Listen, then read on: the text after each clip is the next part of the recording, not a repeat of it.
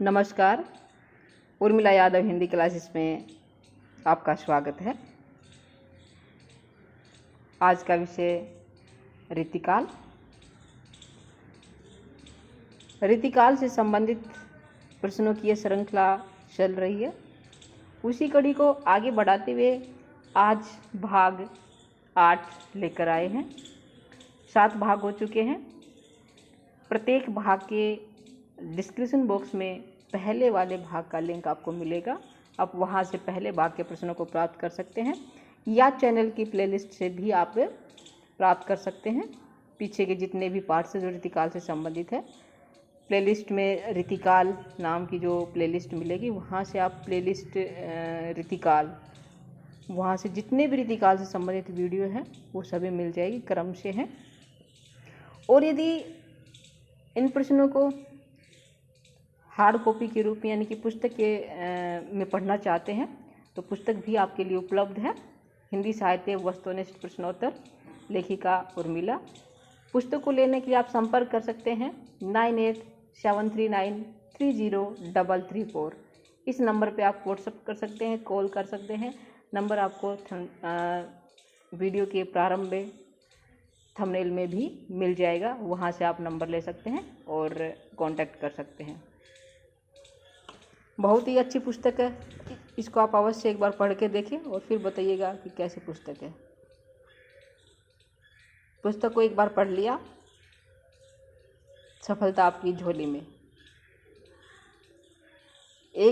मात्र एक झलक देखने के पश्चात आप इस पुस्तक को पढ़ने से इनकार कर ही नहीं सकते। ऐसी पुस्तक है जो साहित्य से संबंधित सभी जानकारियों को अपने अंदर समेटे हुए है। चाहे वो किसी भी विषय से संबंधित हो, चाहे आदिकाल हो, रीतिकाल हो, मध्यकाल हो, किसी भी विषय से संबंधित हो, हर तरह की जानकारी आपको पुस्तक में मिलेगी। ज़्यादा से ज़्यादा संख्या में प्रश्न हैं और सभी कवि लेखक एक ही जगह हैं। उनसे संबंधित कोई भी जानकारी आपको एक जगह उपलब्ध हो जाएगी। ये इस पुस्तक की मेन खासियत है। दूसरी खासियत यह है कि अभ्यास के लिए बहुत ज़्यादा संख्या में प्रश्न पत्र दिए गए हैं ताकि आपको अपनी तैयारी का पता चल सके पुस्तक को पढ़ने के पश्चात कि आपने कितना ग्रहण कर लिया है। अब मैं तो यही चाहूँगी आप इस पुस्तक को एक बार अवश्य पढ़ें और अपनी परीक्षा में सफल हों। बहुत ही मेहनत करके विभिन्न स्रोतों से जानकारी इकट्ठा करके इस पुस्तक को तैयार किया है। तैयार करने में लगभग 1 वर्ष लगा था, लेकिन समय ज़्यादा लगा, कोई बात नहीं, पर पुस्तक गागर में सागर भरने की शक्ति रखती है और ये आपको पढ़ने के बाद पता चलेगा कि कितनी शक्ति रखती है गागर में सागर भरने की ये। चलिए देखते हैं आगे के प्रश्न। मिलान करना है। एक तरफ रचनाएं हैं तो दूसरी तरफ उनके प्रकाशन वर्ष है। कौन सी रचना कब प्रकाशित हुई हमें ये बताना है। देखिए, रसराज, वीर सिंह देवचरित, रामचंद्रिका, कवि प्रिया, अंग दर्पण। रसराज मतीराम जी की रचना है। कब लिखी थी मतीराम जी ने इसे? मिलान करते हैं। चलिए आप नोट कर सकते हैं अपनी नोटबुक में। रसराज 1633 से 43 में लिखी थी, मतीराम की रचना है ये। वीर सिंह देवचरित ये केशव दास की रचना है और 1607 में लिखी थी। कब लिखी थी? 1607 में। रामचंद्रिका ये भी केशव दास की रचना है, 1601 में लिखी थी। कवि प्रिया ये भी केशवदास की है, 1601 में। अंग दर्पण ये रसलीन की है, 1737 ईस्वी में। ठीक है, ये मिलान कर दिया, आप अपनी नोटबुक में लिख सकते हैं। बिल्कुल सही मिलान है और इनके लेखक भी मैंने बता दिए हैं। अगला प्रश्न आता है, देखते हैं प्रश्न नंबर 183। अंग दर्पण के रचयिता कौन? अभी भी मैंने आया था अंग दर्पण कब लिखी थी? 1737 में। किसने लिखी थी? रसलीन ने लिखी थी। सही उत्तर क्या होगा? रसलीन का विकल्प सही है। बिहारी सतसई पर किसका प्रभाव पड़ा? सबसे पहले किसकी रचना? बिहारी सतसई रीतिकालीन सिद्ध कवि बिहारी जी की रचना है, जिन्होंने एकमात्र पुस्तक से प्रसिद्धि पाई थी, गागर में सागर भरने की शक्ति रखने वाली पुस्तक। इसमें नीति परक दोहे भी हैं, ज्योतिष की जानकारी भी है, अर्थशास्त्र की भी है, गणित की भी है, हर तरह की जानकारी इसमें उपलब्ध है। तो ये इस पर किसका प्रभाव है? गाथा सप्तशती का प्रभाव या आर्य सप्तशती का या फिर काव्य पचीसी का? देखिए बिहारी सतसई, इस पर गाथा सप्तशती और आर्या सप्तशती इन दोनों रचनाओं का प्रभाव है। तो विकल्प क्या होगा? क और ख दोनों। अगला प्रश्न आता है, अली जहां प्रकाश शास्त्रीय विवेचन संबंधी ग्रंथ किसका है? अली जहां प्रकाश ये ग्रंथ किसका है? हमें इसके बारे में बताना है। अली जहां प्रकाश ये ग्रंथ आपको बिल्कुल नया लग रहा है कि जैसे कभी ना पढ़ा हो, लेकिन जो ये ग्रंथ है ये पद्माकर का है। किसका है? पद्माकर का। ध्यान दीजिएगा, अली जहां प्रकाश पद्माकर की रचना है। बहुत सारी रचनाएं पढ़ी हैं पद्माकर की, उनमें कहीं इसका नाम नहीं आया, लेकिन मैं आपको बताना चाहूँगी ये रचना भी किसकी है? पद्माकर की है। शिवराज भूषण में कितने अलंकारों का निरूपण हुआ? शिवराज भूषण किसकी रचना है? भूषण कवि की रचना है, जो रीतिकाल के वीर रस्य से ओतप्रोत रचनाएं देने वाले कवि हैं। और इन शिवराज भूषण जो ग्रंथ लिखा था, अलंकार ग्रंथ, उसमें कितने अलंकारों का निरूपण हुआ है ये बताना है। कितने हैं? 125 हैं, 105 है, 135 है, 185 हैं। सही उत्तर क्या है? ख 105। शिवराज भूषण में 105 अलंकारों का निरूपण हुआ है। वृंद कवि किस बादशाह के दरबारी कवि थे? जहांगीर के, औरंगजेब के, शाहजहां के या प्रताप सिंह के? वृंद कवि किसके थे दरबारी कवि? औरंगजेब के। किसके थे? औरंगजेब के। अगला प्रश्न आता है, निम्नलिखित कृति वृंद कवि की है? कौन सी रचना वृंद जी की है ये बताना है। यमक सतसई, बारहमासा, नयन पचीसी, श्रृंगार सतसई, शिक्षा या फिर सभी? देखिए यमक पचीसी ये भी किसकी है? वृंद कवि की है। बारहमासा ये भी वृंद जी ने लिखी थी। नयन पचीसी ये भी वृंद जी की है। श्रृंगार शिक्षा ये भी वृंद जी की है। तो सही उत्तर क्या होगा? ये सभी रचनाएं किसकी है? वृंद कवि की है। अगला प्रश्न आता है, फीको पे नीको लगे कहिए सम विचारी ये पंक्ति किस कवि की है? फीको पे नीको लगे कहिए समय विचारी ये पंक्तियां वृंद कवि की हैं। किसकी है? वृंद कवि की है। अगला प्रश्न आता है, ये भी पंक्तियां हैं, किसने कही है ये बताना है। ध्यान दीजिएगा, भले बुरे सब एक सम जो लो बोलत नाही जानी परत है काग पिक ऋतु बसंत के माही ये पंक्तियां किस रीतिकालीन कवि की है? बिहारी, वृंद, चिंतामणि, मतीराम ये पंक्तियां हैं वृंद कवि की। भले बुरे सब एक सम जो लो बोलत नाही जानी परत है काग पिक ऋतु बसंत के माही वृंद कवि की पंक्तियां हैं। अगला प्रश्न आता है, पवन पचीसी के रचनाकार कौन है? पवन पचीसी ये रचना भी किसकी है? वृंद कवि की है। किसकी है? वृंद कवि की। ध्यान दीजिएगा, वृंद कवि की रचनाओं को लिख लीजिएगा कि कौन कौन सी रचनाएं वृंद जी की है। अगला प्रश्न आता है, कानपुर में गंगा नदी के तट पर पद्माकर ने किस रचना को लिखा था? गंगा लहरी, अली जहां प्रकाश, प्रबोध पचासा, राम रसायन सभी रचनाएं पद्माकर की हैं, आपको पता है। और गंगा तट पर कौन सी रचना को लिखा था? जाहिर सी बात है गंगा लहरी। किसको लिखा था? गंगा लहरी को। क्या विकल्प सही है? अगला प्रश्न आता है, भक्ति, श्रृंगार और नीति की त्रिवेणी कौन सी रचना है? भक्ति जिसमें भक्ति भावना भी हो, श्रृंगार की भी हो, नीति की भावना भी हो, नीति संबंधित जानकारी भी हो, वो ऐसी त्रिवेणी कौन सी पुस्तक है? तो हम क्या बताएंगे? मैंने थोड़ा सा हिंट आपको पहले भी दिया था, पहले भी बताया था। ऐसी रचना कौन सी है? बिहारी सतसई, जिसमें भक्ति प्रक दोहे भी हैं, श्रृंगार से संबंधित दोहे भी हैं, नीति से संबंधित दोहे भी है, ज्योतिष की जानकारी भी है, आयुर्वेद की जानकारी भी है, गणित की जानकारी भी है। यानी कि ये बिहारी जी की सतसई में है ये सब कुछ। आगे देखते हैं, केशवदास का आध्यात्म पर लिखा गया ग्रंथ कौन सा है? विज्ञान गीता, रसिक प्रिया, कवि प्रिया या रामचंद्रिका? केशवदास का आध्यात्म पर लिखा गया ग्रंथ कौन सा है? विज्ञान गीता। कौन सा है? विज्ञान गीता। सभी रचनाएं किसकी? केशव की। और विज्ञान गीता आध्यात्म पर लिखा गया है। अगला प्रश्न आता है, केशवदास ने राजा इंद्रजीत की राजनृत्य की राय प्रवीणा को काव्य शिक्षा देने के लिए किस ग्रंथ की रचना की थी? रसिक प्रिया, वीरसिंह देवचरित, कवि प्रिया, फिर या विज्ञान गीता? केशवदास ने राजा इंद्रजीत की राजनृत्य की राय प्रवीणा को काव्य शिक्षा देने के लिए कवि प्रिया की रचना की थी। किसकी रचना की थी? कवि प्रिया की।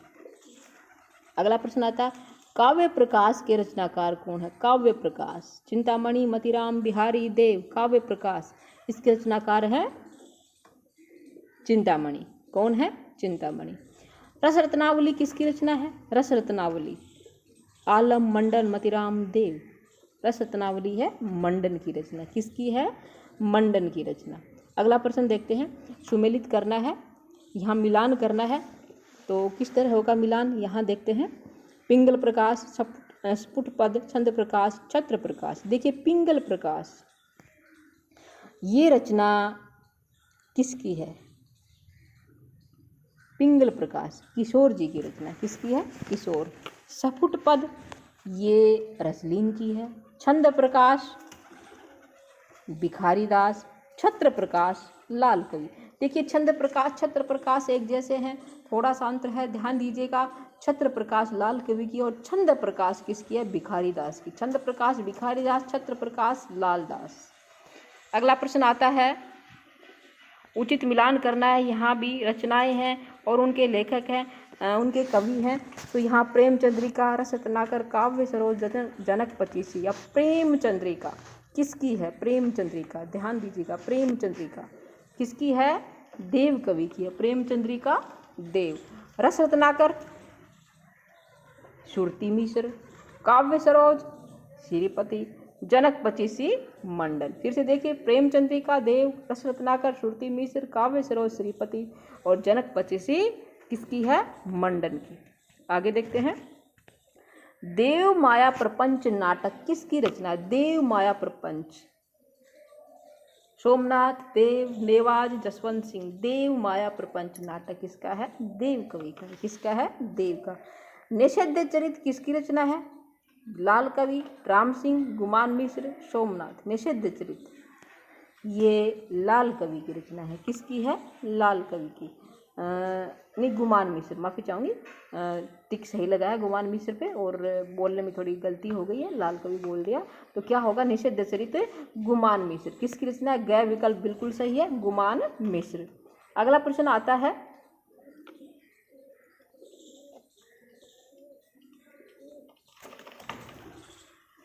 निम्न में से कौन सी कृति द्विजदेव की नहीं है?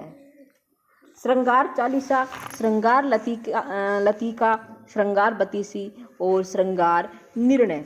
देखिए श्रृंगार चालीसा मानसिंह की है, द्विजदेव की है। किसकी है? द्विजदेव की। श्रृंगार लतिका भी है, श्रृंगार बतीसी भी है, श्रृंगार निर्णय नहीं है। श्रृंगार निर्णय ये द्विजदेव की रचना नहीं है। द्विजदेव का वास्तविक नाम क्या है?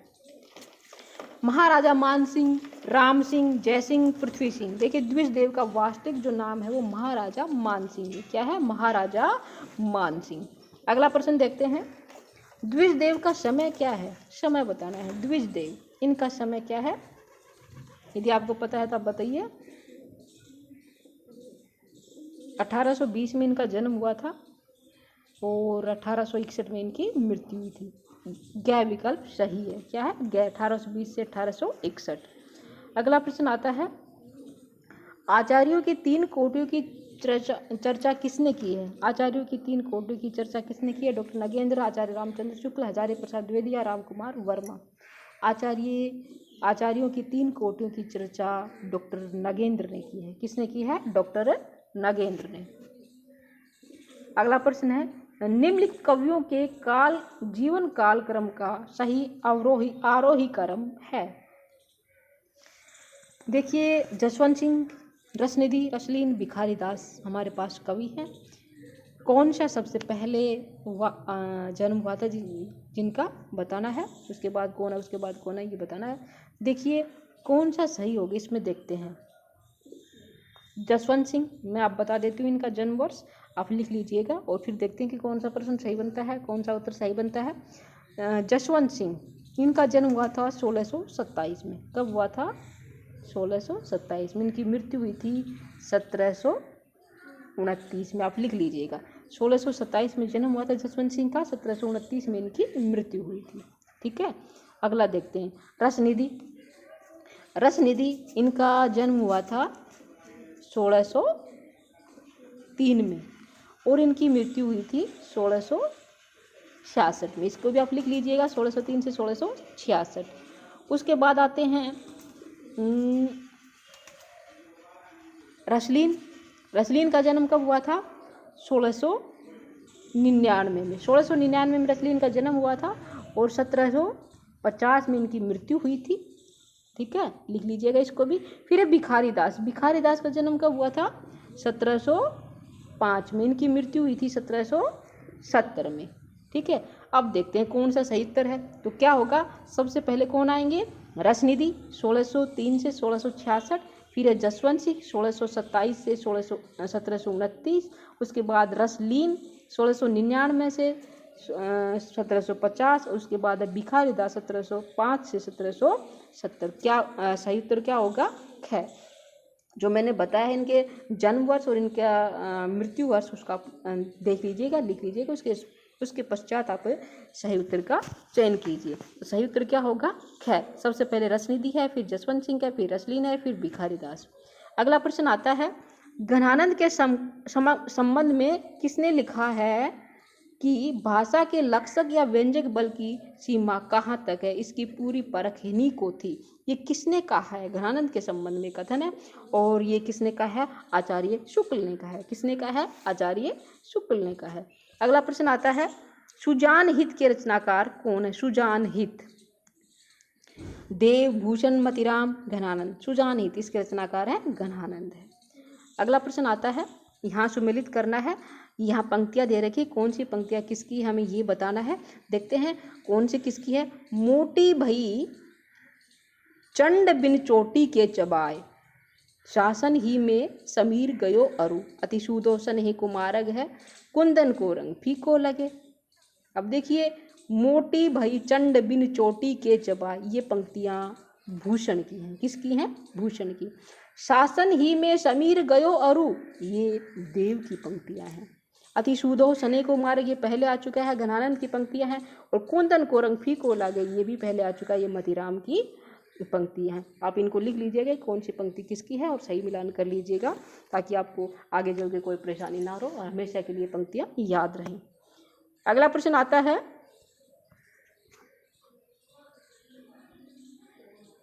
यहाँ भी उचित मिलान करना है। पंक्तियाँ हैं और उनके रचनाकार हैं। देखते हैं कौन सी पंक्ति किसकी है। दृग ऊर्जत टूटत कुटुंब, जुरत चतुर चित प्रीति, सिंधु तरियो उनको बनरा, ये प्रेम को पंथ कराल महा, लाल भाल पे लसत है। ये पंक्तियाँ हैं केशवदास बिहारी रसनिधि बोधा, ये इनके रचनाकार हैं।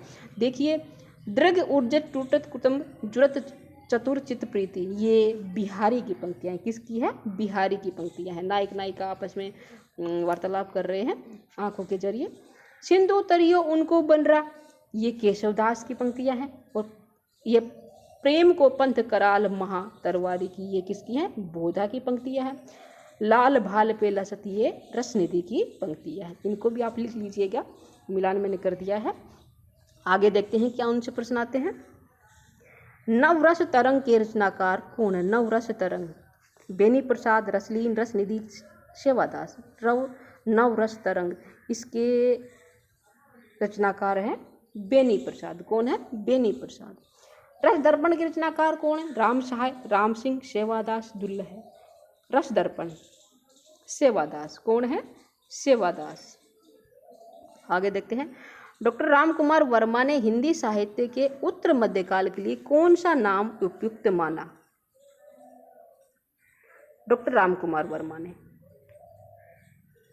रीतिकाल, श्रृंगार काल, काव्य काल, अलंकृत काल। देखिए, डॉक्टर राम कुमार वर्मा ने हिंदी साहित्य के उत्तर मध्यकाल के लिए कौन सा उपयुक्त नाम माना? काव्य काल। कौन सा माना? काव्य काल। अगला प्रश्न आता है, देव कवि ने रीति को कहा, देव कवि ने रीति को क्या कहा है, हमें ये बताना है। देखते हैं काव्य का गुण का है या काव्य का द्वार का है या काव्य का स्वभाव या काव्य की रचना विधि। तो क्या होगा? काव्य का द्वार। सही उत्तर क्या होगा? काव्य का द्वार। अगला प्रश्न आता है, वर्णो रीति स्वभाव ज्यों वृत्ति वृत्ति से मित्र, ये कथन किसका है? वर्णो रीति स्वभाव ज्यों वृत्ति वृत्ति से मित्र, ये कथन चिंतामणि का है। किसका है? चिंतामणि। अगला प्रश्न है, हिंदी में सर्वाधिक विस्तृत छंद विवेचन ग्रंथ कौन सा है? हिंदी में सर्वाधिक विस्तृत छंद विवेचन ग्रंथ है छंदोवर्ण पिंगल। कौन सा है? ख विकल्प सही है। रीतिकाल से संबंधित वस्तुनिष्ठ बहुविकल्पीय प्रश्नों का पहला भाग यहीं समाप्त होता है। अगले भाग में भी इसी तरह, इस भाग में 216 प्रश्न है। अगले भाग में भी काफ़ी संख्या में प्रश्न मिलेंगे। उस भाग को देखने के लिए आप बने रहिए। यदि वास्तव में आपको वीडियो अच्छी लगी है, प्रश्न सही लगे हैं, लगा है कि ये परीक्षा में आने लायक हैं, बहुत ही अच्छे प्रश्न हैं, तो आप वीडियो को लाइक करें, शेयर करें। यदि नए हैं तो चैनल को सब्सक्राइब भी करें। और यदि पुस्तक के रूप में प्राप्त करना चाहते हैं इन सभी प्रश्नों को, तो आप संपर्क कर सकते हैं। फिर से बता रही हूँ, 9873930334। वीडियो को अंत तक देखने के लिए आपका धन्यवाद। फिर मिलेंगे अगली कली के साथ, नए प्रश्नों के साथ। तब तक के लिए नमस्कार।